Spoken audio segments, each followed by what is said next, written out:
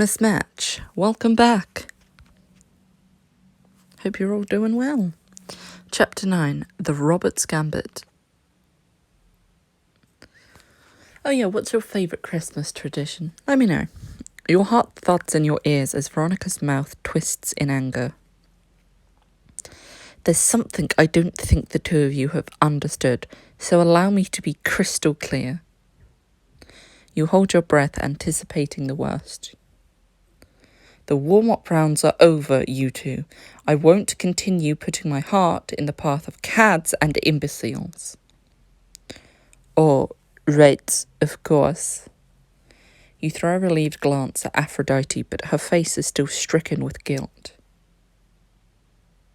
I know I screwed up with Antonio, Veronica. I'm sorry.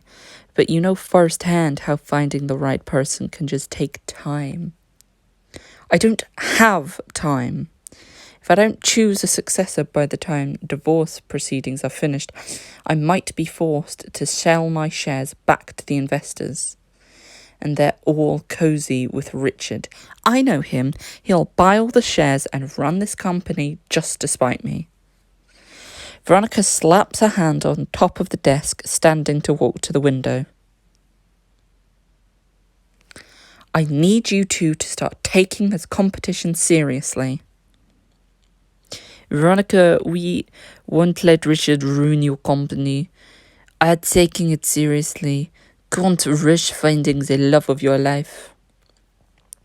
We flew across the country to get you out of a date with a total douchebag.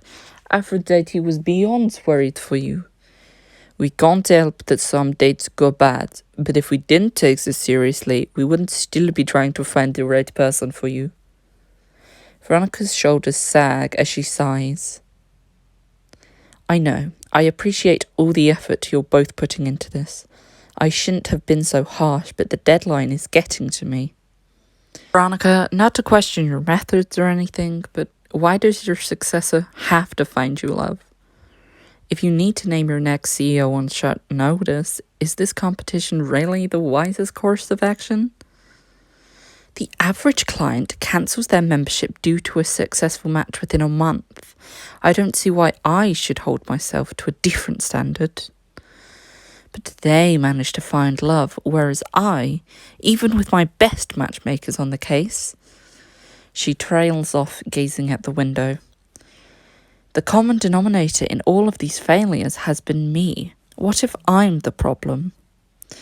I want to think there's someone out there for me. Veronica, it'll happen. You just have to let it. Love doesn't operate on deadlines. I'm not saying I'm not going to keep trying. I want to help you find that special person, but nobody can predict when it'll happen. I don't want you to feel like it's your fault if the right person doesn't come along before this deadline you've set yourself. I hear you, Valentina. I know the path to love is not often a straight line. I'm just not used to feeling powerless over my own destiny.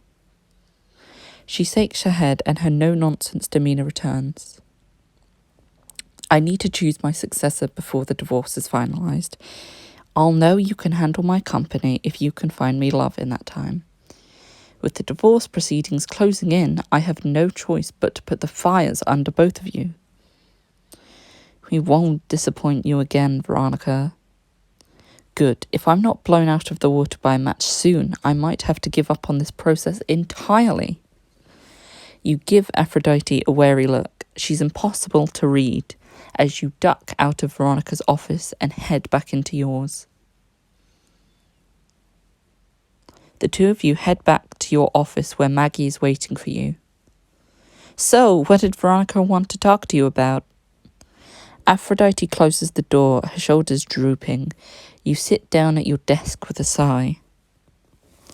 She's giving us a deadline. She's scared she'll have to sell her shares if she hasn't picked one of us by the time the divorce goes through. I've known her a long time, and she's spiraling. The time pressure from the divorce combined with less than great dates has jaded her. But we have to make sure Two's Co stays in the right hands, chiefly not Richard's. You sound like you have a plan. I have exactly one, and to be honest, it's a risk. No, you want to run her through the Gambit? What's the Gambit? The Rabbit's Gambit is a matchmaking tactic invented by Veronica for the most finicky clients. You send a client into a room with a whole bunch of people who are potential options, and we tell them to find their own match. That's brilliant. It lets you weed out what the client really wants versus what they think they want. I can't guarantee this will work, but if we can get together on this, I think we can get Veronica back on board with the competition. Working together again, so you can ride my coattails? You sure like walking together. What can I say? I know you're up for the long ride it takes to succeed. Don't try to soften me up. I'm ready to play Zotty to win. Should I leave? Maggie, hi, nice to see you. You're interrupted by a knock on the door. Maggie goes to answer the door, and in comes Jeremy, holding the creepiest doll you have ever seen. Oh my god, why is it staring? He sighs when he sees all three of you. Oh joy, the entire peanut gallery is here. Jeremy, what do you want and what the hell is that doll? No need to be so snappy. Veronica told me to deliver you this gift, if it can even be called that. From Neil, your most recent client, you know, the weird one with the puppet. We remember. Anyway, he cancelled his subscription to become exclusive with Sharon and thinks this horror counts as some sort of thank you. He shoves the doll into your arms. Thanks. Do you want it back? This is sweet. I'm not quite sure what to do with it, but I appreciate the sentiment. I'm glad Neil's happy. That makes one of us. I would have happily never looked at such a thing. Hey Jeremy, mind grabbing us some carvings while you're up? I'm not the office errand boy, thank you very much. He stomps out and slams the door behind him. Maggie plucks the doll out of your arms and puts it on the shelf behind your desk. I think the doll is sweet. You can keep it next to your picture of Isabel and Molly. That's 2 clients you've helped find love for. I know you'll do the same for Veronica. That wakes a smile out of you, and you turn back to Aphrodite, feeling more determined. So, Robert's Gambit. Let's go for it. We need to find someone for Veronica before it's too late. Letting her pick seems like the best option.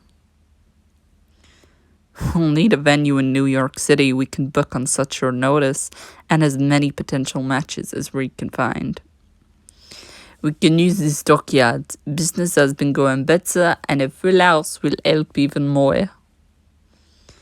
Great, now we just need to round up as many matches as we can. Anybody left in the database that doesn't suck? Maggie nudges you. He's not in the database, but Veronica seemed to click real well with your dad. Don't remind me. You bunker down in your office for the rest of the afternoon, a blur of phone calls, begging clients to show up tomorrow, and take out food.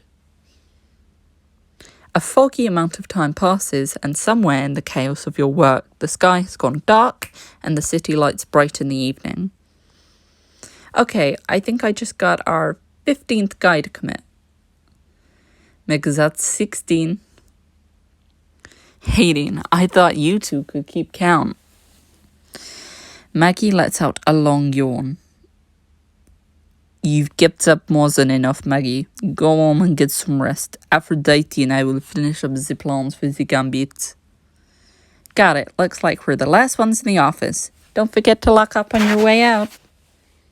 As Maggie leaves, you slump into your chair and groan. I wish Veronica could have gotten divorced like a normal woman. All this sneaking around, finding out dates is exhausting. I hear you, but silver linings, right? We've pretty much got the Gambit all planned out. You start grinning. Aphrodite raises her eyebrows. Okay, what's that weird look for? Just thinking about how well we worked together all afternoon. We didn't even argue once. You know what that means? You're finally coming around to the way I do things? Or maybe we're adapting to each other. We are meant to work together. Isn't that just what I said? Correct me if I'm wrong, but you're the one who likes to make everything into a competition. Pretty sure we're on equal footing there. Okay, whatever. The point I'm trying to make is neither of us did that all afternoon. I feel like there's a point in this somewhere. Aphrodite steps closer to you, playfully taking your hand. You pull her even closer so you can feel her body heat against you. I mean, relationships are about helping each other when the other needs it. And your Gambit's idea does help me. And me. And me. Are you playing some sort of mind game on me? Is it working? It is kind of making me want to admit I like the vibe we had going this afternoon. I guess teamwork isn't all that bad. You run your hands up her arms, keeping your tone light. I think you and I make a fantastic team. We're all about that teamwork life. Just two teammates working hard. You could almost say we have great... She suddenly catches you around the waist and pulls you against her. Chemistry. Don't all good teams? And on the topic of teamwork, you've got a lot of clients to commit to the Gambit. Color me impressed. This whole time, all I had to do to impress you was work in front of you. He's pretty attractive, and cute. You have lots of little habits I never noticed before. What? I don't have habits. Do. I like the way you scrunch up your eyebrows when you're thinking. Doodle when you're on a long phone call. Fiddle with your watch when you're bored. Aphrodite lets out a surprised laugh. I do that? Yeah, that one banker guy kept you on the phone for like 10 minutes and you were doodling butterflies all over Maggie's notepad.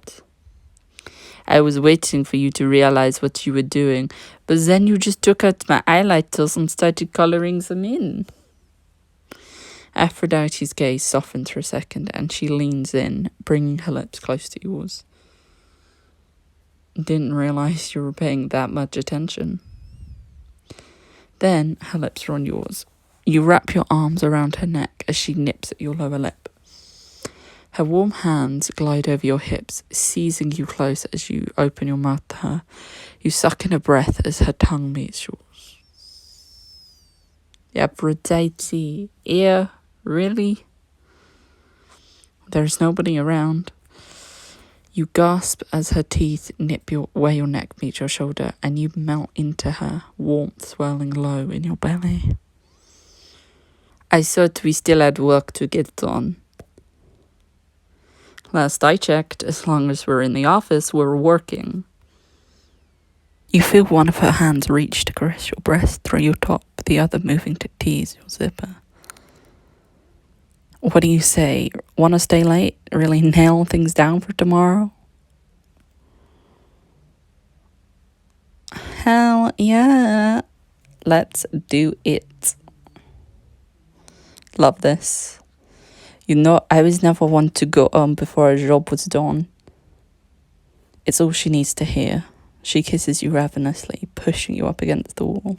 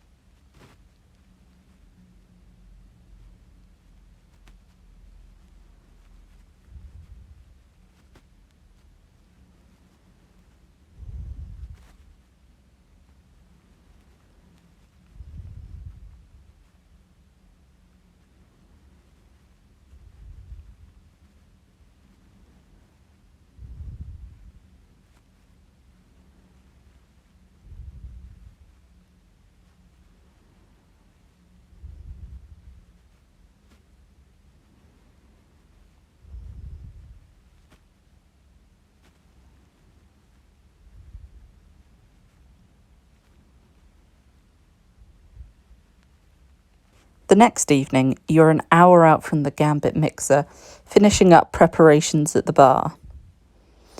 That the napkins at table 6 are uneven. That's going to bother Veronica big time. I don't think she's even going to notice. Well, it's bothering me big time. Got to have this all perfect. And you're doing all this just to see who Veronica clicks with? Just 3 times, and before you ask, no, you aren't allowed to click with her. How am I supposed to avoid clicking? We hit it off so well before. I just don't know. Just disagree with everything she says. Talk about the boring dad stuff. Like golf from World War II. Your dad gives you a mock salute, but it looks half-hearted. Boring dad reporting for duty. You feel a prickle of guilt for what you're asking of him, and you walk over to place your hand on his shoulder. Dad, should I not have asked to use the stockyard for this? What? No, I want to be able to help you out tonight, Junebug. And this is great for business. Who would have thought we'd have a packed bar from your fancy new career? I'm proud of you, kiddo. I always wanted my success to be yours too. Ever since you're losing Mom, well, we're a team. We support each other. Remember back when the stockyard opened? You were nearly in high school. Hell, we nearly closed the first year because of rental costs. So we left our apartment and moved into the top floor of this place. You said to me, Junebug, when you've won something with your all heart, put every ship you've got in. Your old man clearly had some wisdom left, but he forgot one part. I'll always put my chips in for you too. Look at how far you've come. A month into this job and you're matching your own CEO. She's a force of nature, that woman. His gaze drifts and he smiles softly, a faraway wanting in his gaze you've seen on client after client at the first spark. That about Veronica. Hopefully tonight's the fateful night for her. And do. Why don't you take the night off? I can man the bar, no problem. You deserve the break. Are you... Totally sure. Kick back and relax, Dad. I'll clean the place up for you afterwards and everything. What did I ever do to deserve you? Your dad hugs you and walks out of the bar. You hear him greet someone outside, then Aphrodite enters. I didn't realize we were glitzing it up. My vanity compels me to look incredible whenever I can. What's a terrible guess? Somehow I manage. Looks like everything is all set. Zeus perks his head up from where he'd been sleeping beneath a table and scurries over to jump at Aphrodite's legs. Oh, he is the cutest. Look at you all done up with your head collar and everything. Who's a good boy? Zeus, don't. You'll ruin Aphrodite's clothes. Nah, he's fine. Besides, paw prints are good luck, didn't you know? She bends down to scratch behind Zeus's ears. Who was the cutest little bartender I've ever seen? Arf, arf! Hey, cute bartender right here. Aphrodite takes a moment to look into your eyes and you feel a flutter in your chest. You recall the pleasure you both shared in your office. So, how are you doing? Good, now that you're here. Wondering what gave you the right to show up so late. Missed me that much, huh? Think whatever you want, Aphrodite. I know I won't be able to dissuade you. You stand close to each other, staring into each other's eyes. When Aphrodite suddenly clears her throat and holds out the garment bag she's been carrying. I actually have something for you, a good luck gift for tonight. I saw this and thought you'd look beautiful in it. You take the garment bag, noting the shimmering black fabric inside. Why am I getting déjà vu? Did you pick out another dress for me? I guess you'll have to find out. Try it on, you'll like it. I'll be right back. You take the dress back up to your apartment and slip it on. The fabric falls luxuriously against your skin, cradling your curves in an opulent silhouette. Oh, it's cute, but... Oh, maybe? No. It's going to be too tough to blend with the crowd wearing this. I want eyes on Veronica, not me. We will save it for scenes. Soon, all of the matches have arrived. Veronica walks in, spots you and Aphrodite at the bar, and hurries over. Aphrodite? Valentina? What is the meaning of this? I thought I was meeting your matches, not going to a party. Don't worry, you'll be meeting them. Don't tell me. They're somewhere in the crowd. They sure are. You're using my own Gambit against me? I invented this technique to deal with difficult clients. I'm not that difficult, am I? Veronica, total honesty, you're an Artemis. It's the best trick in the book for a reason. You left us with no other option. Think of it as a compliment. You're the only one smart enough to match yourself. I would hope that you two would rise to that task. We're using all the means available to us, just like you taught us. What's important is that you end up with the man who's right for you. But Aphrodite and I think you need to find out what that means first. The whole point of the Gambit is to show you what your art really wants, what will make you happy. At your words, her eyes trail behind the bar as though she's looking for someone. Then she looks over the crowd, pursing her lips. I suppose it's worth a shot. The Gambit's never failed before. Tentatively, Veronica enters the throng of people. Love that word. Throng. Such a good word. You and Aphrodite watch as she begins chatting idly with a group. So, between you and me, did you actually keep track of which clients you invited and which I did? No, I was just going to tell the Veronicas that whoever she picks is my match. But that's what I'm going to do. Well, I guess we should both choose someone now. First one to claim some wins. Guess we'll see who has the best intuition. Okay then, matchmaker extraordinaire. Who's the best match for Veronica in the room? You scan the room, darting from face to face. You finally point at a random guy. That guy. You watch the man covertly pick his nose. You grimace as Aphrodite grins. Impeccable taste. Anyways, you can go ahead and keep hovering back here. I'm going to go do some scouting. Aphrodite slips into the crowd. You scan around for Veronica and see her talking to a familiar man. Oh, jeez. Is it our dad? Is it our dad? You slip through the throng and edge closer to Veronica. In your free time, you make artisanal cheese? Oh no, it's him. Yeah, I've actually got a sample right here.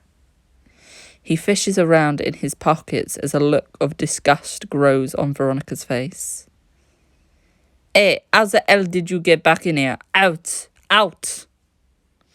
Doug scurries away. You flash an apologetic look to Veronica. I take it he wasn't my match. Why would you even ask that? Not a fan of pocket cheese? It's a joke, Valentina. I'm joking. You can't do that? Wow, you got me. Veronica sighs, a troubled look stealing over her face. Valentina, dear, I'm afraid the din of this crowd is giving me a headache. I'm not sure I was made for my own gambit. But you haven't found your match. I know how a gambit works. I invented them. I fear there is no true match for me here tonight. You've given it your all, but I'm tired. It's time to nurse my ego with cheesecake and begin staring down the barrel of a solo retirement. Wait, Veronica, please just see this through. Let me get you a drink. Consider it an apology for all the stress. It's the least I can do. And maybe all you need is a little liquid courage. At my age, I would hope I wouldn't still be relying on alcohol for my courage. But all right, one drink, and if that doesn't change anything, then I'm leaving. You hurry to the bar and make her a drink. When you return, she's still standing alone. She takes the drink and sips. It seems almost a shame I stole you away from your former career when you're this talented. Making drinks is great, but there's nothing like finding people love. Wait here a minute, I'll send someone your way. You spot a man near the edge of the crowd nearby, sipping a drink by himself. Oh, it's Hakim. Perfect. Parfait, as the French say. You walk up to the man with a beaming smile. Hey, how'd you like to meet the love of your life? Sounds scary, but I guess that's what I'm here for. You got any tips for me? Is a tip? Starts with a compliment. She could use a laugh. Grab a table away from the action. Let's just say she's had a bit of a rough week and a good laugh would do her wonders. Who couldn't use a laugh? All right, I've got a few jokes in my arsenal. That's the spirit. It's the woman right over there. Go get it, tiger. You point out Veronica and watch him walk over. They talk amicably for a few moments, and Veronica's actually smiling, before she puts a hand on the man's arm and shakes her head with an apologetic frown. You watch her make her way to the bar alone. This really isn't working. I don't know how much longer I can convince her to stay. Just then, you feel a tap on your shoulder. You spin around and see, now it's hot ad. An ice cream rose? This looks familiar. No, okay, I'm going to stop guessing. Figured you might like a treat. Aphrodite, what is this? Let's just say I was getting a little nostalgic. Figured I'd try to track down the vendor who sold us that ice cream like last time, and voila. Call it me letting my impulses get the better of me. You left the Gambit to get me ice cream? You've been trying to hide it, but I can tell how worried you are about tonight. What better way to take your mind off than something with sweet? You take the ice cream, your face warming as your fingers brush hers. She smiles at you like she doesn't even notice all the people around, and you can't help smiling back. This is really sweet, not very professional.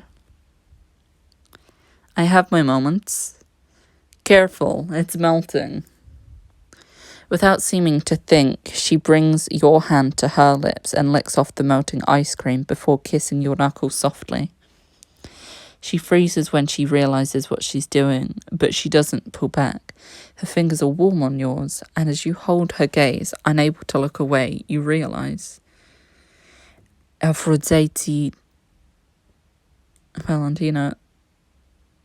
The Gambit shows you what your heart really wants. Dun dun dun. You aren't thinking of anything but her. The two of you start to lean in towards each other when something over Aphrodite's shoulder catches your attention. Your dad is behind the bar. You watch him slide Veronica a drink, and as you edge closer, you can hear the words accompanying his soft smile. You don't look too happy at your own party. Luckily for you, bartenders are expert listeners. Veronica meets Drew's eyes. They both fall silent, transfixed on each other. I see now. Drew, are you my match? Your dad hesitantly glances to you, but before you can react, he looks back at Veronica.